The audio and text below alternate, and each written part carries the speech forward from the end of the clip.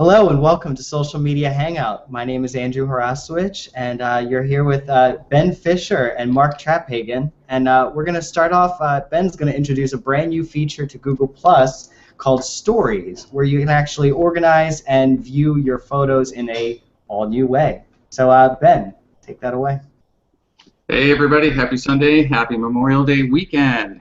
So this week, as we all know, Stories was unleashed to us thanks to Dave Brusbris and the Google Plus team.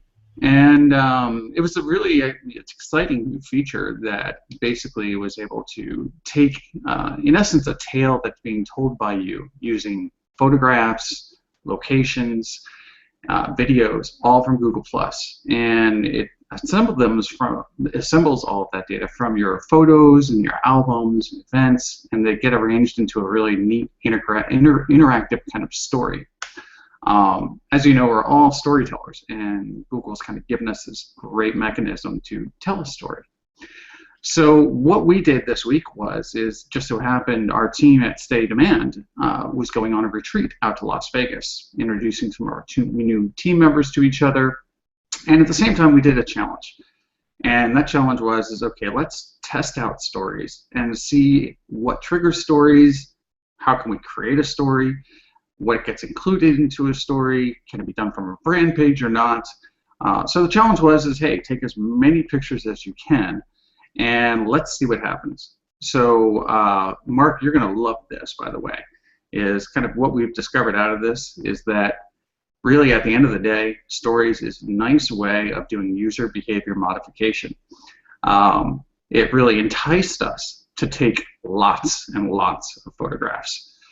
So me, Stepan Hovnanian, and Dustin Stout probably took the most pictures out of everybody during this trip.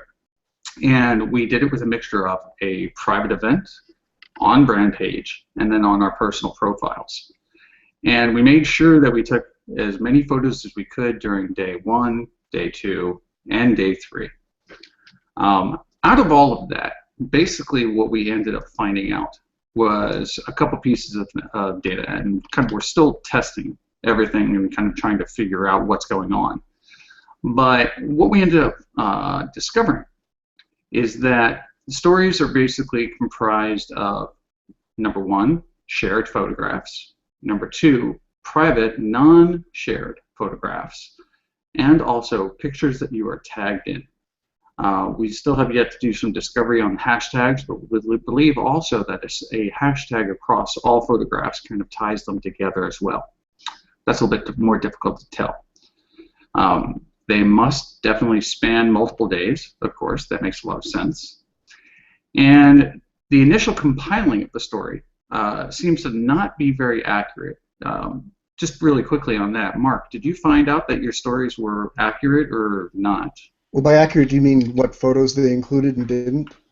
Correct. Yeah. Like in other words, if you look back at the timeline and you think about the memory of your story, did it match up kind of exactly with how your story went?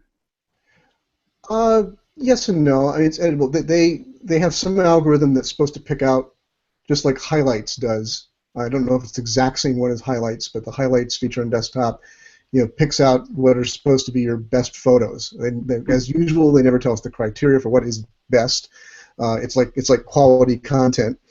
But I would imagine that they have some kind of photo quality filters in there, saying, contrast and things like that. Whatever else. Anyway, it doesn't include every photo or every video from the group. You select it.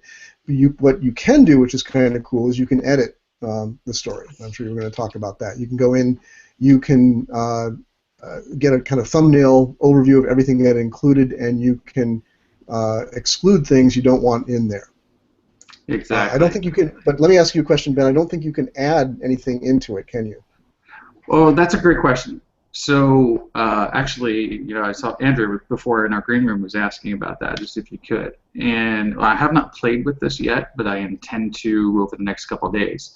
I would think that the only way that you can add a photo, per se, is to trick your computer or trick your phone into having a different date. since everything is grouped together by dates, that's about the only way that you could actually get a photograph in. So when you're remixing or when you're asking Google to kind of re-edit, you can't just drag something in from a different timeline. Kind of makes sense, right? So I would think that the only way to do it would be is to basically trick Google into thinking that it's a different date or you're back on that date again. So yeah, so right now at least, if you want to do it the right way, you only have those days to take the photographs. And for those who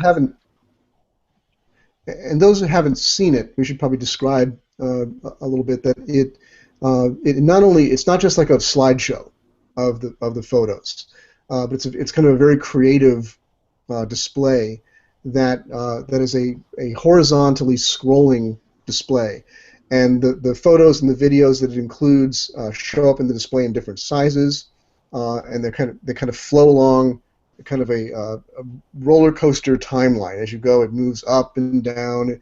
It kind of leads you on, and there's divisions between days. If you change locations and they've picked up the location, they'll include a map and say, like, here's the new place where these next set of photos are from. The days are divided if it's over multiple days. So it has some kind of cool features to it in terms of presentation. You can also, as you're viewing it, you can click on an individual photo and bring it full screen, or video, obviously play the video. So that's some of the features. There's not any music background yet, like they have in the video creator or the video stories creator. So, but that's some of what it looks like.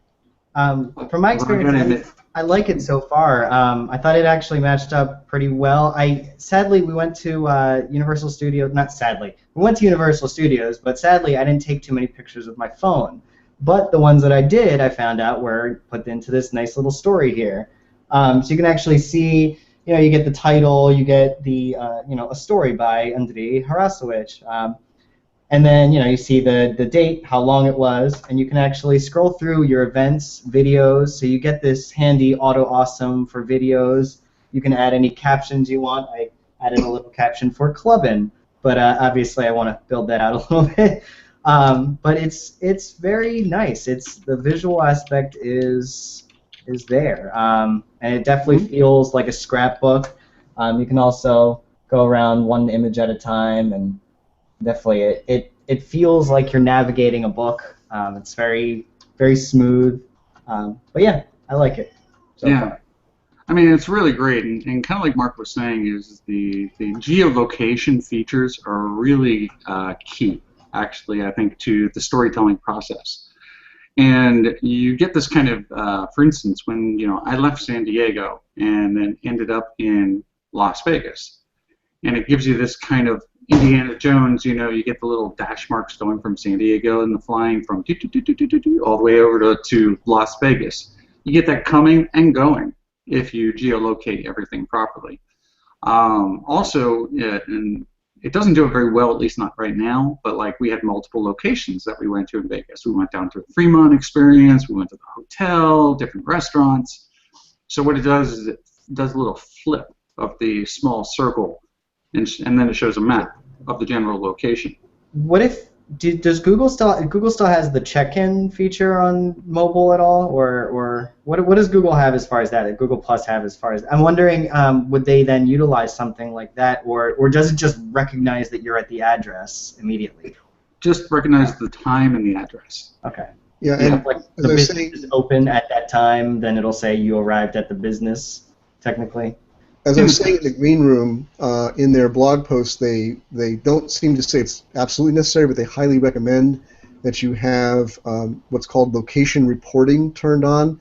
I don't know how that works on Android. On the iOS app, it's actually in the Google settings for the Google app, the Google search app. There's a setting where you can turn on something called location reporting, which uploads to Google where you are at every moment. Some people might feel that's a little creepy and not want to have that on, but what that enables, again on the iPhone app, is that it's going to automatically geotag your photos as they're uploaded, especially if you have auto backup turned on. So again, as you were saying earlier, the user generated. Oh, I want to just throw in a quick comment here for Gary Grant that I don't know if Gary, you've watched the show before, Gary. We'd always discuss multiple topics, so this is not just about stories. That's just the first topic we're getting to. So we will get to the other topics that we put up on the agenda. And Eric has just joined us. Oh, good. Okay, that will make it much easier to talk about that. Sorry about that, guys. I forgot that today was Sunday. It feels so much like Saturday to me. So. So the location thing, they recommend that you have that turned on.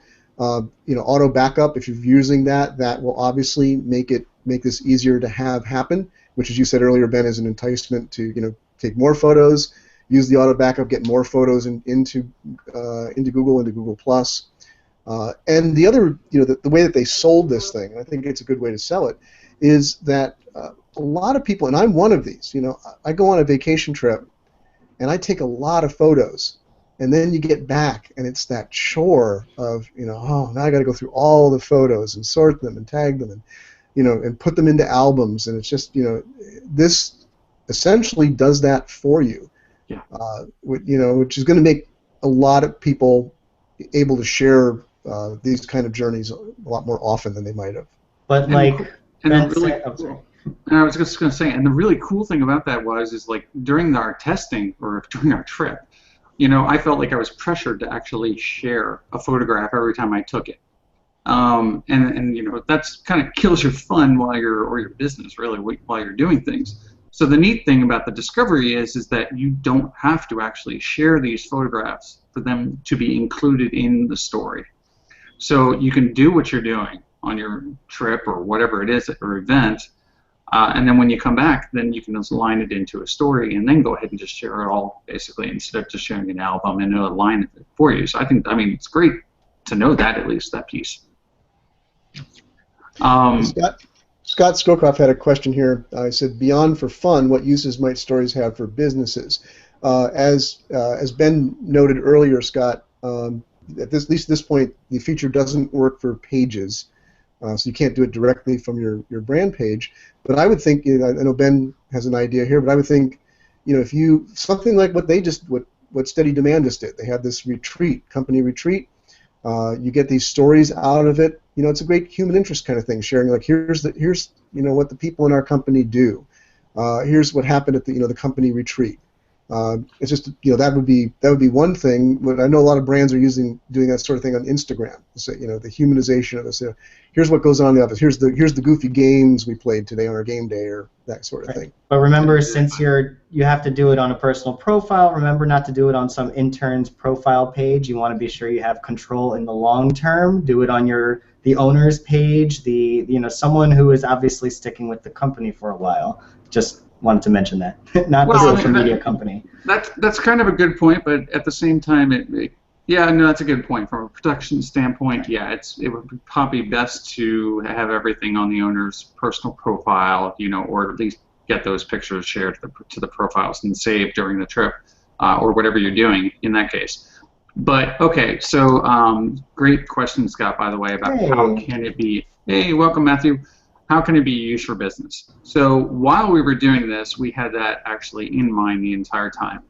And like what Mark was saying is we're all storytellers. As a business, we need to be storytellers in this kind of new age, in this digital economy. So but the beautiful thing, I think, about the fact that it's images and it's video is that during these storytelling events, you can add captions, basically. And you can also add descriptions to every single piece of the story. Now, so in that, and this is actually our next phase of testing, is we are going to be going ahead and putting up shortened links, basically, into every single photograph and every single moment inside of the story. We want to see, okay, so will people go ahead and click through, say, to a blog post or something that we can make that's relational to each individual piece of the story? Hey, actually, Andrew, can you bring up the steady story in the background there? Well, he's looking for that. I am. Oh, sorry. Did you want to say something first, Mark? Well, just saying that we should let people know. People may wonder, do I have any of these? Have any been created? We're told when new ones, Ben would confirm this experience, that from here on forth, just like every other Auto Awesome, if a new one's created, you get a notification that it's been created. But you may have, you haven't gotten any notifications, Ben? No, I haven't gotten any notifications. Mine was auto-generated. I got 0 notifications. I did get notification of a backup event, but not the story. Okay, you might have to have something enabled to do that. I don't know. But anyway, you might already have some. If you've uploaded photos in the past that meet the qualifications that Ben's talked about, how you find those is on desktop Google+. You go into the Photos section, then you click on More, and under More now you will see a category called Stories. And if you click on that, anything from your past that's been made into a story will be there. Just like every other AutoAwesome, by the way, it's not public unless you go and share it. So don't freak out. Say, I didn't want that to be, turned into a story. It just remains in your private album until you go and share it out. Now, something I found it really. I was just going to say there's one more takeaway to that too, and that is what Mark was saying is absolutely correct. It's not actually public until it's shared. So don't freak out if you have a photograph in your story that you just, oops, didn't want to share that. That was just a personal moment. Especially if your company retreat is in Las Vegas. That could happen. Especially if it's in Vegas. What happens in Vegas does stay in Vegas. Shouldn't happen on GPOS. No, what I was going to say is if you're going to remix or if you're going to edit basically the story, one thing that you need to understand is don't share the story first and then say, oops, I want to make this better. Because if you do that, the original story gets deleted completely. There is no copying of stories. So just make sure before you share the link, you're done. You're ready to go. You can feel free to edit captions or whatever else you want, but you there's a can't bug edit the photographs. too. There's currently a bug which was confirmed that it does. What was that bug, Matthew? There's a bug. So right now, if you try to edit the title of your story, it will not appear on your post. The original story title will appear on your post until you click on it, and then they'll see it. So that's a bug that they're working on. And where in your profile where it says your pictures and some of them are AutoAwesome, I believe the next update you'll see stories populate in that section too, probably, is my guess. Oh, awesome. One other little handy tip that people should know about that they might worry about is you might see a story and say, well, I don't want that to be a story, I want to delete it. You can safely delete a story. You're not deleting the photos or videos that are in the story. They will still exist in your regular photo album. So don't fear if you delete a story that you're deleting everything that's in it. You're just deleting it. I can confirm that actually because I deleted it 2 times last night because I wasn't happy with the mixes that Google was giving me. So I wanted to mention something real quick that I noticed. I don't know if you noticed it with yours, Ben. Here, so I have my story from my Universal Orlando trip, and it recognized from my photo that it was in fact Universal Orlando. So I actually have this little in between the photos. It's a little circle photo, and it goes to a search for Universal Orlando. So whoever's visiting can go, hey, so if Universal Orlando, obviously they are smart and they have a nice local listing, it could be a win for your business. If people visit your business daily when they're on vacation and they're creating stories that are a link to your business, that's where this really can loop back to these businesses. Make sure your search results are good. I mean, make sure when you're searching your business that your branded results are working properly. That could be very helpful. So I noticed that halfway through our little hangout here. I think stories are going to be advertising for Google for sure. It's going to be for sure. Companies are going to want to use stories. I mean, I think all content created in Google Plus is fair game for Google to use in any which way, right? Oh, absolutely. So. Imagine like tourist agencies, things like that. Getting people to submit their stories to them. It immediately gives them just reams of content. And the easiest way to have contest, who's going to give us the best story? Yeah. Easy contest. Yeah, nice idea. So Ben wanted to see. We have the steady demand retreat here up on the back screen. You can see when he was taking off for his flight. But yeah, so you can click on the video. It's just like any other post. You can open up the video. Watch it just by itself, seeing out of his window, which you probably can't see on the screen back there. But you can't. you'll have to go to Ben's stream. I took about 4 minutes of the takeoff, literally, just a full takeoff coming out of Phoenix. Understandably, it's hard to do widescreen for those little airplane windows, right? Is that why we're vertical there? Yeah, that's exactly it. All right, we'll give him a temporary Slip pass. of the hands. But we see Vertical as he video flies somewhere. out, you see his map updates. It shows a little map that shows the trip that he made to Paradise, Nevada. But you see, so city center. So I'm wondering, interesting. So where did that city center come from? The word city center, no space. Did you tag something? Yeah, so I went back in and I tagged the photograph actually of landing in Las Vegas. I'm sorry, we landed in Paradise, Las Vegas, right? So that's where the airport is. But city center came from being where we stayed, which was at the area. Gotcha. So it picked up that the area was inside of city center. Oh, I see. That's the third result. City Center, Las Vegas, right? Yeah. So, so they have to struggle against the New York City Center and the Lehigh Valley Allentown, which surprisingly has a higher result Well, than that's Las a Vegas. local result for you. Oh, You live sorry. in Pennsylvania, remember? Search plus your world. Yeah. Local. We have to remind Andy where he lives from time to time. He gets lost. Right. I hope in the next iteration of stories they're going to make it so you don't have to open up the Google Plus highlight box and you can play the videos and you can comment right there on the story. That's what I'm hoping they're going to do. That would be very Right. nice. It's a bit jarring to be jumped out, and it doesn't feel like you're in stories anymore. It feels like you're back in Google Plus. And look at who it is. It's Martin. Yeah, Martin Welcome, Shervington. Shervington, The Beach Boy. Californian. You surfing, Martin? Today, no, I'm saying hello to you folks. Hello. What's It up, must be Martin? so difficult to live in California. Wish we all could be I'll see that. California dudes. There we go. What's going on here then? We're Yeah, talking we about filled out. stories. Stories. Yeah. What's your story? I've just got them, actually. I've only been playing now. I think it looks good.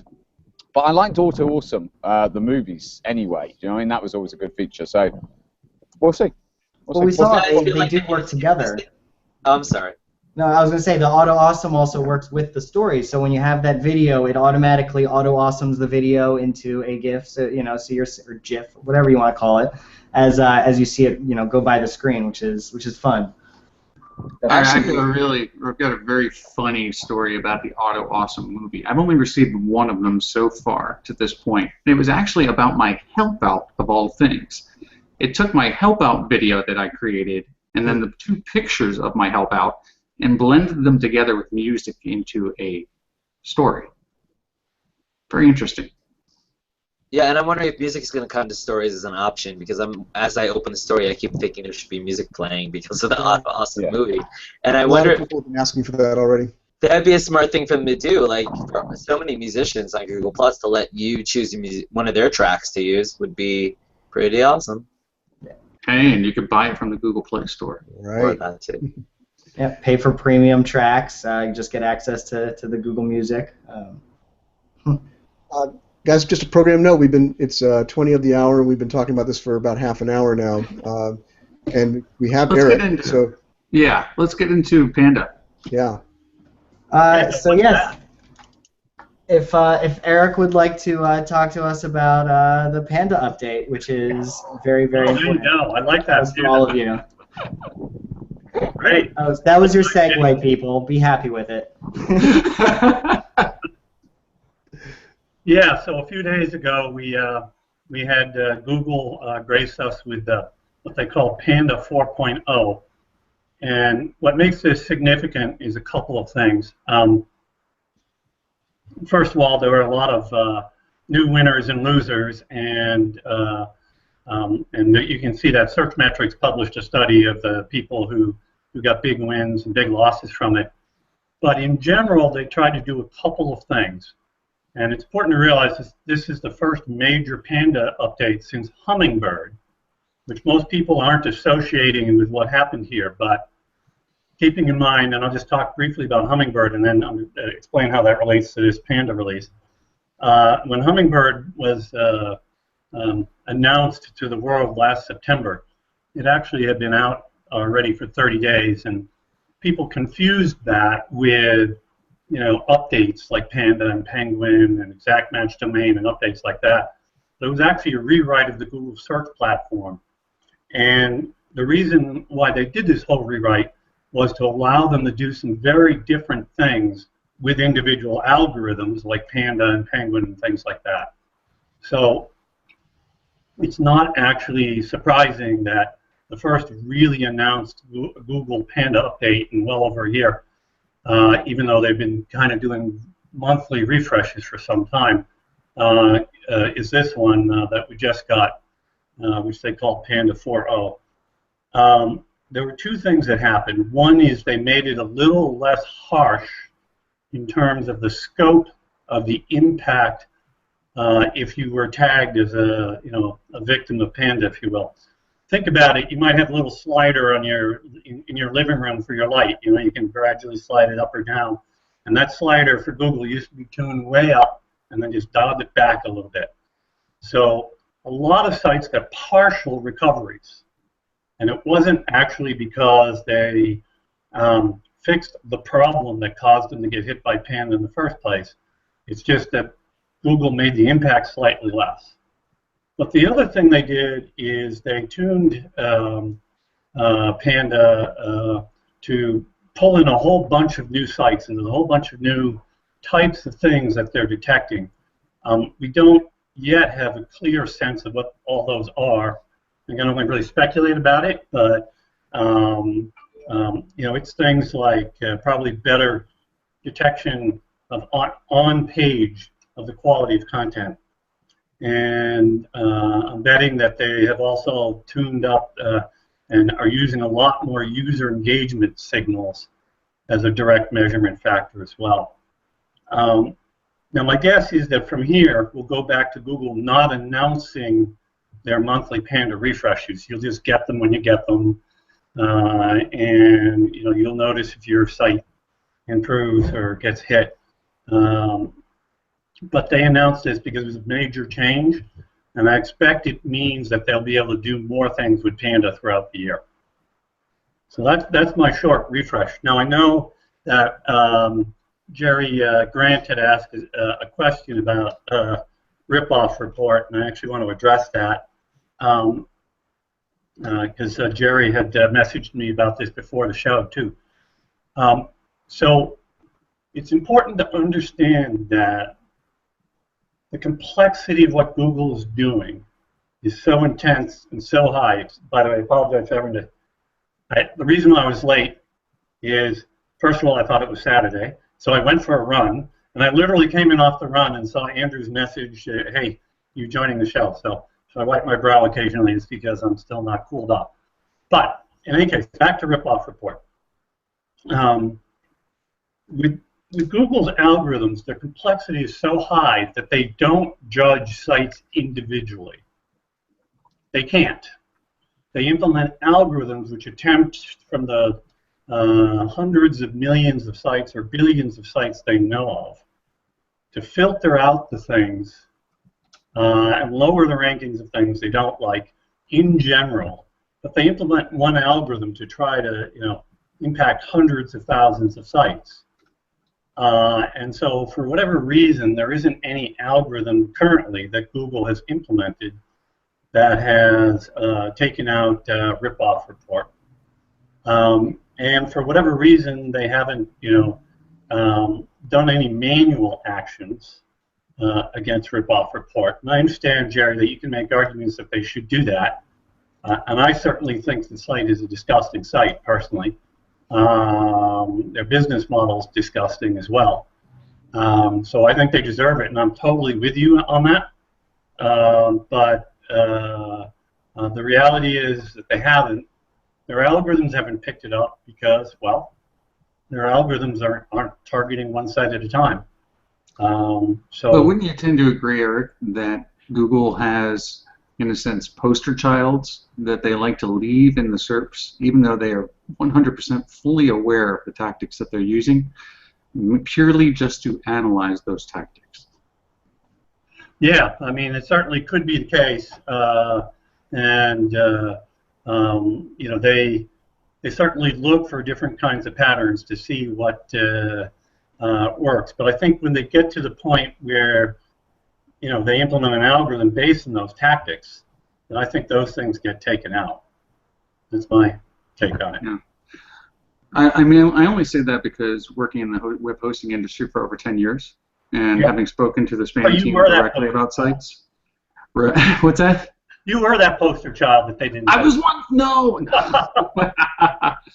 But seriously, one of the things in the web hosting industry is there was always these affiliate sites, like, well, I'm not going to name them directly, but anyway, that would stay in the top 5 of web hosting, and they were clearly only one section of their website that would rank.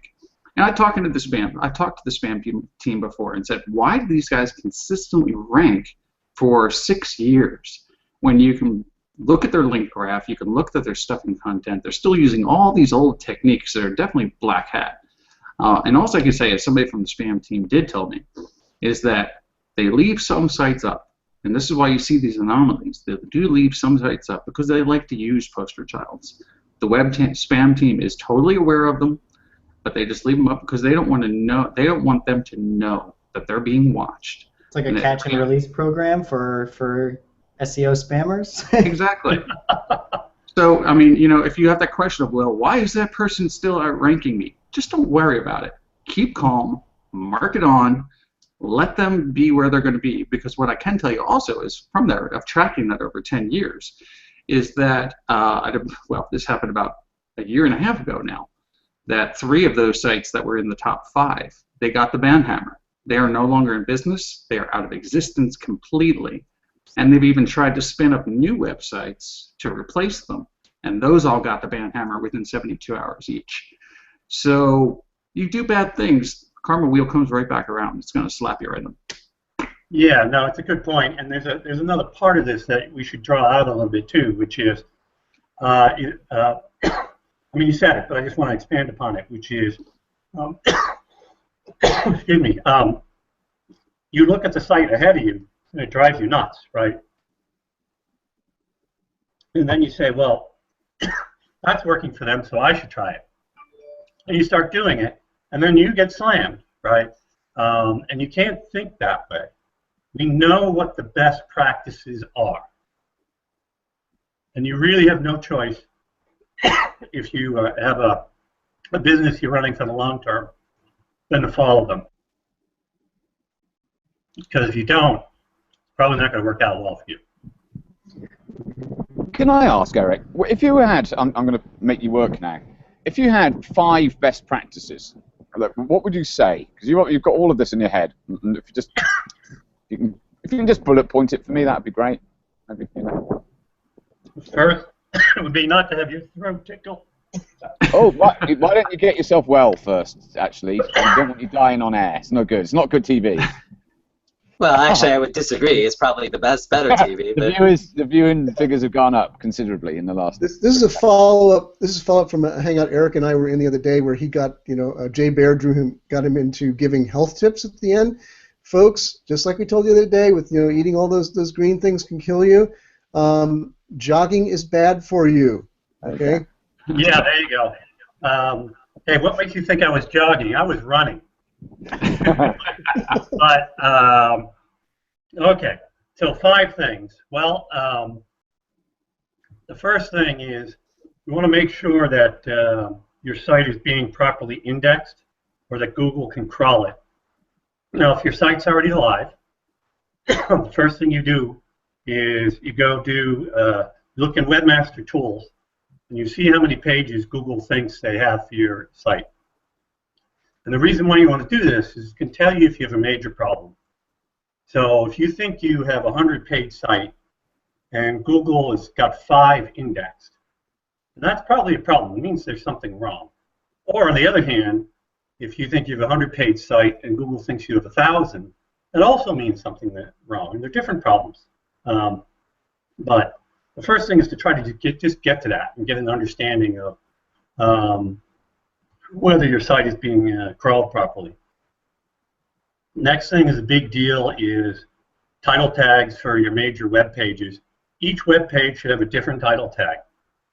If it doesn't, then then there's no reason for the page to exist, right? The different pages to exist. Title tag is a big deal because it's kind of like the label of what the page is about. So Google pays a lot of attention to that, and so should you. And of course, the content on the page itself should support that. The third thing I would say is, for each major user need that you service with either your products or services, you should have a different web page, because that's allowing you to compete for ranking on all those related topics. And then the fourth thing, which is kind of the motherhood and apple pie thing, is make sure that you put really high quality content on all your pages. But frankly, you want to think about differentiated content as well. Nobody needs another article on how to make French toast. By the way, there are 31,200 pages on the web that have how to make French toast in their title tag, according to Google. So, and they probably need 5. And then the fifth thing, to finish the list per your question, Martin, is to do a really good job of promoting your content so people link to it, people share it in social media and stuff like that. And that would be my short punch list, which is a subset of what I put in the post that I just recently put on the Plus Your Business site. I gave you 9 in that one, but I wouldn't have remembered all 9 off the top of my head. I didn't want to ask for 9. I just linked to your Forbes article from this past week, Eric, in the event comments. You posted about 7 common SEO mistakes. So, folks, you can take your point. You can get 5 tips from Eric. You can get 9. You can get 7. You know, whichever fits your lifestyle. Yeah, if you'd asked for 13, I would have started including health tips. And just out of curiosity, Eric, because one major mistake that people do make, and I saw that this Panda update really took advantage of, is for sites to basically make sure that they have no index follow on major category pages and product kind of directory style pages, basically. It's a pretty common mistake, especially with WordPress. Yeah, no, it's true. I mean, people, Google, in particular Panda algorithm, doesn't like very low content pages. So there's a few things that they target with the algorithm. Thin content, which is pages without very much text on them. Pages which are largely just links. And then, exactly as you say, good idea to no index those pages, which tells Google not to include the page in the index, which is good in terms of addressing the Panda algorithm won't complain about that page then. But the other good thing about no index is that the link juice or the page rank still flows through pages with a no index tag on them. So it's a great way to take care of this problem. They also don't like, by the way, pages with lots of curated links unless you add lots of thoughtful commentary and analysis, right? So top 10 blog posts about blank topic, then they'll just put 10 links to different blog posts and think that's a blog post in and of itself. That's right. If you have pages like that, you're going to get that ugly-looking bear that Andrew has up on his screen behind him. Yes, growling at you and taking you out. So, and then Me Too content is a big deal. I alluded to it before. No one needs another article on French toast. Or how to make French toast, and I talk about this at conferences all the time when I'm discussing these kinds of things. The way I like to highlight it is because I am into healthy eating. I haven't had French toast in over 25 years, and I can still tell you how to make it. I'm actually looking at a plate of half-eaten French toast right now. Kind of funny you use that example, but one thing I'll interject here is Eric, and I'm sure that you'll probably agree with this, but I'd love to hear your feedback. Is been doing SEO since like '94, and I've always implemented what I could at least call the rule of 3, and that is when it comes to at least keywords and content, and that is just having your if you first optimize for people, don't optimize for search engines. Number 1, optimize for the user experience. If you really want to get across what the page is about, is use your keyword at least one time in your title tag, at least once in the description, at least once in the body of the content. That way you're feeding Google and you're feeding people at the same time about the content that's on that page, and you're not being overly spammy about it. You're just kind of informing. But again, it's more towards user experience. What are your thoughts on that, Eric? Yeah, no, I agree. It's good advice, but the other part of it too is you don't want to obsess over the keywords. You're right. You do need to make sure that you use it and give enough reinforcement. But a lot of people go in the other direction and they get to stuffing keywords in there. But I really like the way you framed it to begin with, which is to begin designing for people. And when you've been hit by Panda, right, what you've got to try to do is, sure, you have to go try to find your thin content pages or your Me Too content pages or your curated content with little value add, and you want to find those pages. But very often for people, and this is what makes Panda recovery so hard, it's often a reflection of a business model problem. And it often leads you to having to really break down your basic approach to your business and your website. And that can be very jarring for people who have approached things a certain way. And to tie it back into what Ben was just saying, by designing for people and focusing on engagement as your primary goal, rather than Google, you're more likely to naturally get on the path that Google wants you to go down. Now, that's easy to say.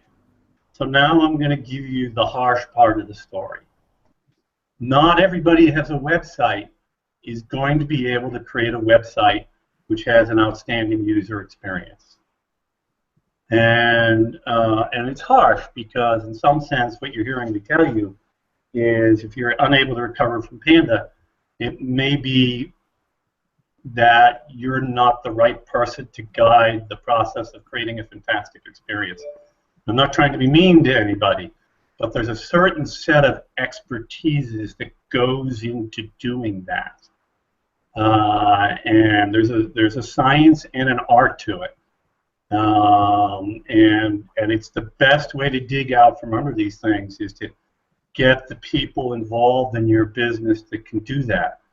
And that's the way you should think about it. You should think about your website that way anyway, but if you've been hit by Panda, it's a sign that you failed that test, however it is that Google is actually measuring it. I mean, not only with Panda, even if Panda hadn't been updated, I mean, where we're in a content marketing storm right now. I mean, there's new websites popping up daily, and it's just we're hitting a point where there is so much damn content. You said 30,000 some thousand French toast recipes, but it's you have to compete. I mean, that's stay on top of your game, and that's if your SEO firm or something like that is not working out, you have to reevaluate, have to take a look at what's going on. Don't just trust them for it.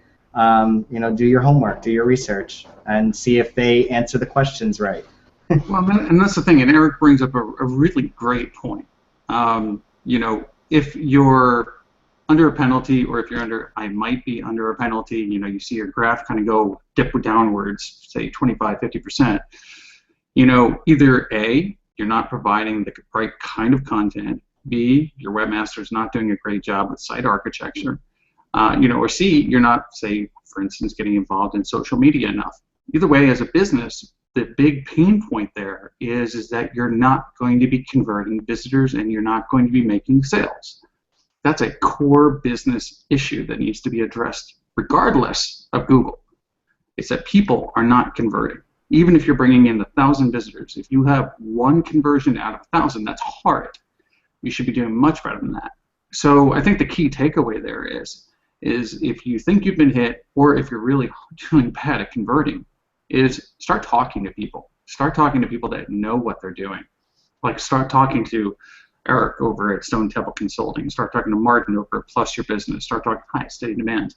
Talking to Wheel Media. Not just us, but start talking to other people who are experts in their field and what they do about user experience, usability, social media, and find out why am I not converting. So, I mean, I think that's an awesome takeaway there. Thanks, Eric. I just want to mention something. I guess the frame of reference for this conversation is more. I hate to use the word, but like real businesses. It's not it's a much different story because you see a lot of people that try to blog just for the ad views, and you can tell from the quality of the blog because they just kind of pick a topic they think will be viral, and they just try to write about it, and they just want ads. That's it. That's the whole purpose and everything. And the problem is Google doesn't want that to be your end purpose. If your end purpose is teaching people, and you happen to also have ads on there, that's fantastic. Google will like you. But if you're just there just to put people in front of an ad, which ironically is what Google does for a living, Google won't like you. That's their job, obviously. Even though they have AdSense, I've noticed the quality restrictions are not as good as I'd like them to be for sites that can run AdSense, but it's more money, I guess, for Google in the long run.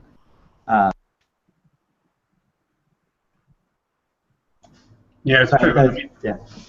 Go ahead. Another way to think about it too is because it's often hard for people to think about the concept of designing this for end users. You can frame the test a slightly different way. Imagine you used the way people on social media engage with content on your site as a measurement as to whether you're doing good content. It's not a perfect measure, mind you. I'm just trying to give another. Oops. If every time you put up a post, did you get 1,000 social shares? I mean, that's a big number, but just or 100 social shares. It's better than putting up a post and getting 2, right? So that would be a good way to think about it. If you're able to get engagement with what you're creating.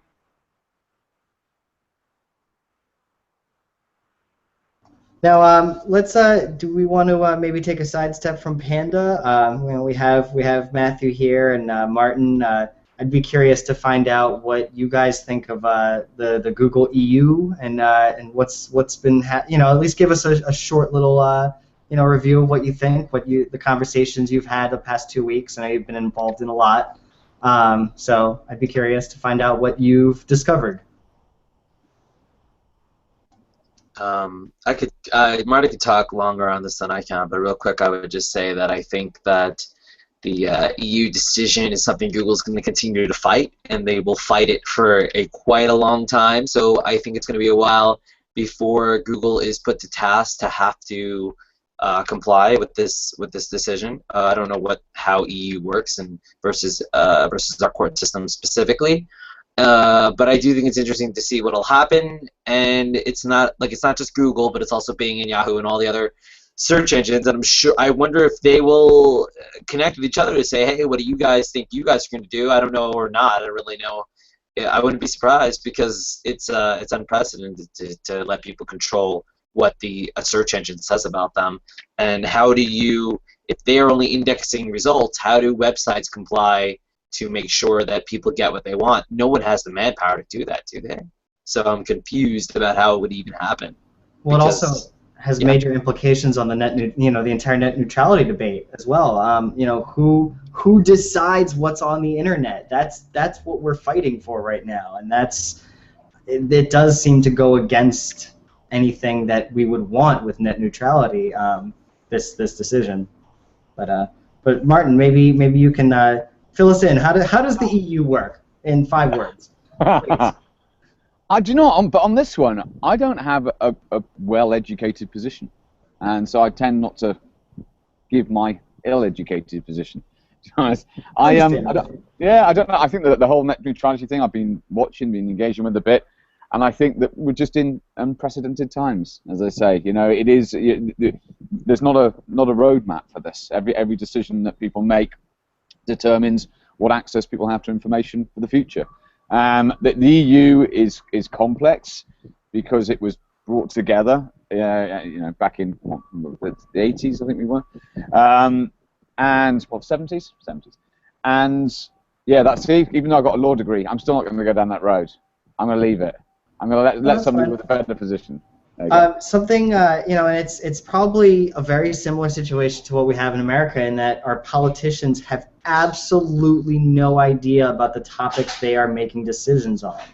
When it comes to climate change, when it comes to internet, it's it's completely foreign to them. They don't use social media on a day-to-day basis. They don't even search on a day-to-day basis. They have their assistants do it for them, or their whatever the assistants are called for politicians, right?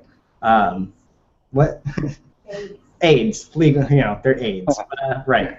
One thing I would add to this is I'm part of a group called the I2 Coalition.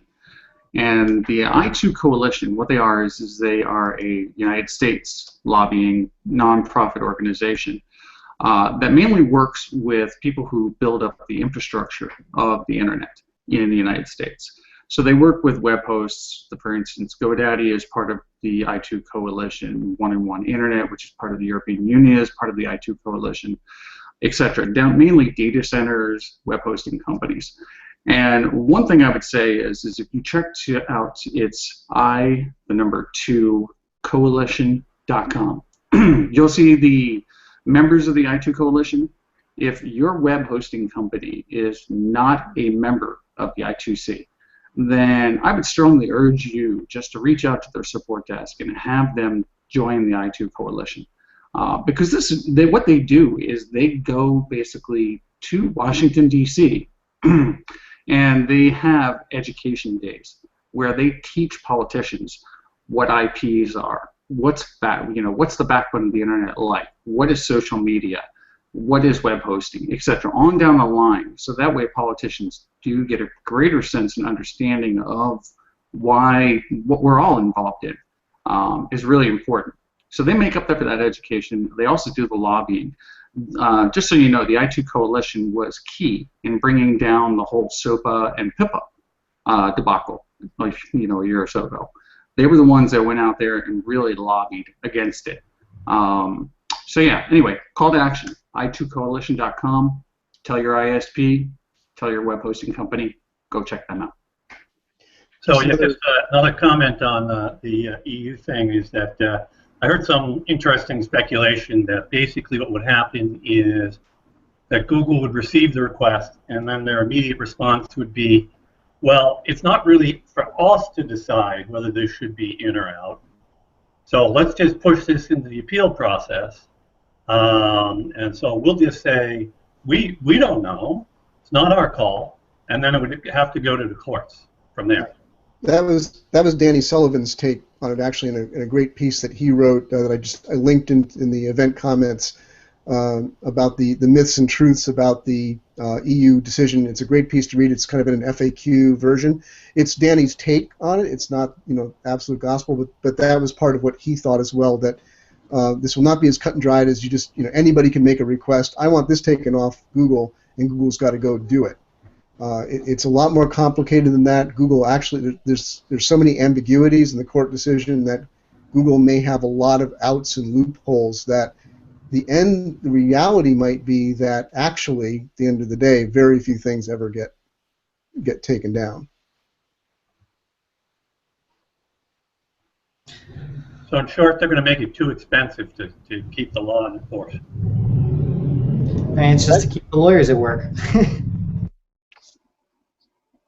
I mean, do you think we're really going to lose net neutrality, or do you think it's just going to continue to be a thing people talk about? I mean, do you really think that will one day actually happen? I think we can easily lose net neutrality in the next 1 to 5 years, even in the next several months. The Congress, lobbyists, they could just make that decision. I mean, and it's up to then, obviously, the president to then veto, I guess. But there was a funny comment from, or a funny little cartoon from Bear. Shoot, I just blanked on his name. Bear Cartoons. Wait. Bearman, yeah. Bearman. Yes, and right. So he was saying, Obama a couple years back, he was saying, oh, net neutrality. I'm on the forefront of this issue, and now comes net neutrality, and where is he? He's hiding at the back of the bus. Right, that was a bad. And he uses social media more than any president ever did before, I believe. So you would think that net neutrality would be something he would want. He would want to continue,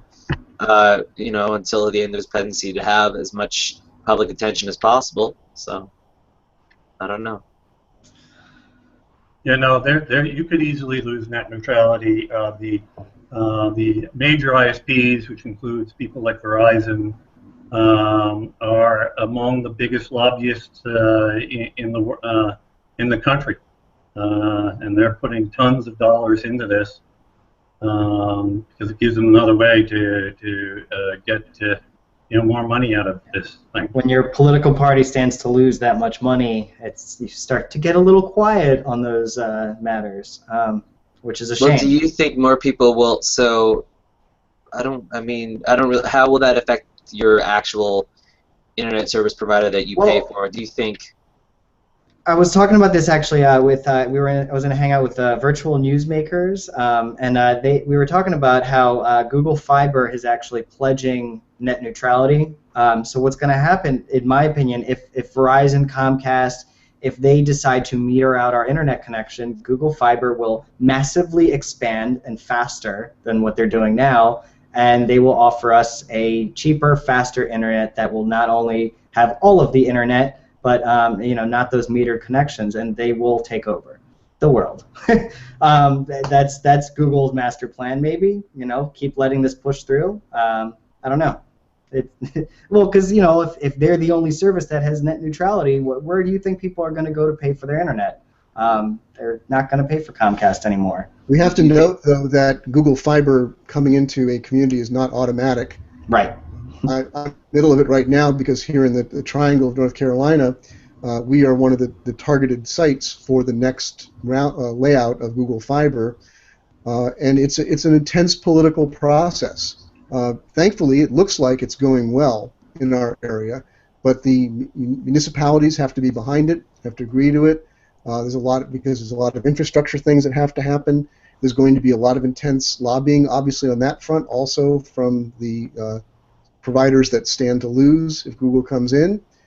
So it's not just like Google can set up anywhere and do this. It's a little more complicated than that. I did want to mention Martin's going to be leaving us soon. I mean, we are finishing soon anyway, but I did want to say thank you to Martin for coming in, and yeah, it was great having you. Yeah, it's good. I really appreciate listening. It's good to get people's perspectives on these things. So thank you. Yes. Right, I'm going to bounce. I'm going to go and get some sunshine. But Enjoy the weekend, Martin. Bye. Yeah, then we're going to be jealous of you while you're doing it. Right. That's all See, right. Well, everyone else should start to have some sunshine, hopefully. Yeah. Take care. Bye. Yeah. One thing I will add to that, Andrew, is that Google's actually part of that group I was talking about before. They're actually really against, should I say, I'm sorry, they're for to continue the way the internet is today. So they do a lot of lobbying, basically, as well. And on that note, seeing Martin's beautiful location there, I do want to go outside as well. So I think we'll be finishing up today. As always, we'll continue the conversation in the event page. Be sure to head over there or head over to one of the communities. And we love to chat. But thank you guys for coming in, and Matthew especially for coming in last second. Sure. We didn't know where everyone was today, but. Go create some stories out there. Let's see some stories. Now everyone just hope and pray that this uploads to YouTube, right? But yes, thank you guys. All right. All right. Thank you, everybody. Yes, Sure. bye, everybody. Thanks for hanging out with us today. And